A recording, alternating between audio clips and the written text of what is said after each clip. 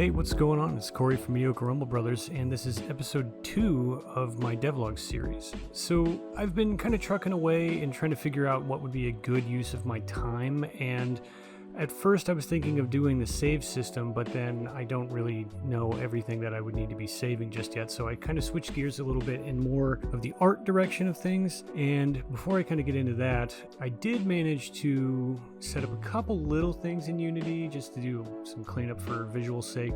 I wanted to set up this more atmospheric fog around the player that kind of is moving more, so I set up a particle emitter to kind of do that.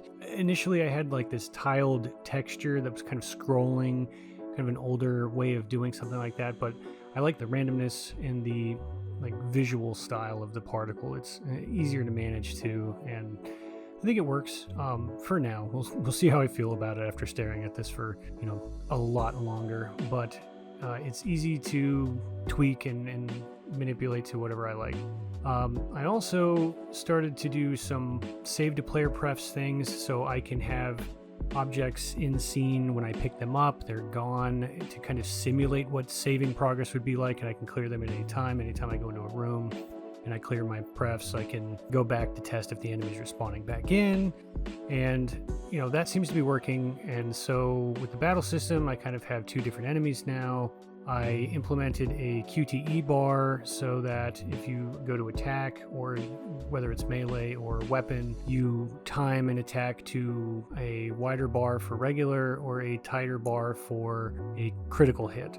I've been thinking about how I want to do this to balance it a little bit more, because as I've been playing this myself, I found myself just using the gun because you can always reload. It reloads in a turn, but since this is all based off of active timing, I think the player's just going to end up using the gun constantly, so I'm going to bring the ammo back as a manageable item in your inventory to kind of help balance things out. When you beat an enemy now, they leave the battle, and when you clear the battle completely, the enemy is no longer in the area. So now I can have a sense of progress here. It's all for testing, and I'll have to do it a different way, of course. Outside of that, I did set up a traversal between the rooms to test them out, specifically to see if the art is looking good and to see if enemies are spawning back in when I clear, and that's all working. And I do have a little cabinet thing that I set up. Basically, I just created a modular script for move objects, and that way if I have any sliding objects that's blocking something, I can kind of apply this to a start and finish position with a little bit of jitter so that it looks like it's actually sliding. I was going to do this with an animation that you just triggered, but I kind of like this being handled this way more because I can kind of tweak these options, giving it more shake, or to feel heavier or lighter, and the speed at which it moves. So that's working, and I like the way that looks. And yeah, so that's some of the progress I have, I guess, Unity side. Some of the other things that I've been doing are all visual updates. I've successfully penciled out all of the rooms in the first floor. So I have 4 rooms to do in the second floor, and then I have illustrated, which is what I'm going to tail end all of this with, is some speed paints of 3 of the rooms that I was drawing.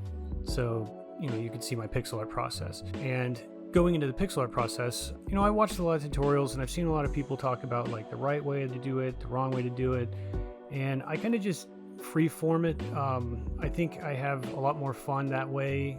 There is some things that might correlate with some of the techniques that people are seeing, but then sometimes they're like, well, I think this looks fine. So, ultimately you're going to be your biggest critic, outside of when other people see your artwork too, but you're not going to make something that everybody likes, because if you did that, you would never make anything completed at all, because not everybody is going to enjoy a certain art style. It's the aesthetic that people kind of get behind. Now, approaching these rooms, I was trying to think about how am I going to do this, like how am I going to design all these rooms, and how does Resident Evil design all their rooms?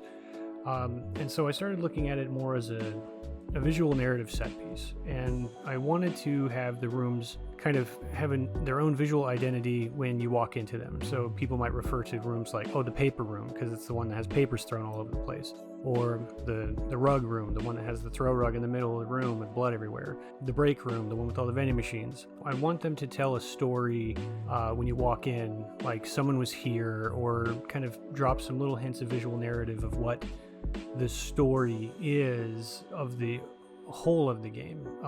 One of the rooms that you'll see is the janitor's closet, and something that I kind of, if you look at the floor, there's blood going into the drain in the center, but there's wheel marks that lead to the mop bucket, like somebody was there trying to clean up this blood. And I'll sprinkle some of these things throughout the rooms so that you kind of piece together a little bit of your own story of what's going on inside this building, considering the mystery about this building in general being cosmic horror type of theme. And I started thinking, like, what other types of rooms could I do, because I can't tell too many different visual narrative stories that aren't on theme with the floor. And so I thought about all the offices I've worked in. I've worked in a mailroom, in a warehouse. I worked in a small office. So one of the rooms is literally going to be a small office that I had at one of my past 3D jobs. So that should be kind of fun, and a little bit of, Easter eggs for myself, of course, but it also is just drawing upon my life experiences to get reference from, because a lot of these things I'm just drawing them out of my head.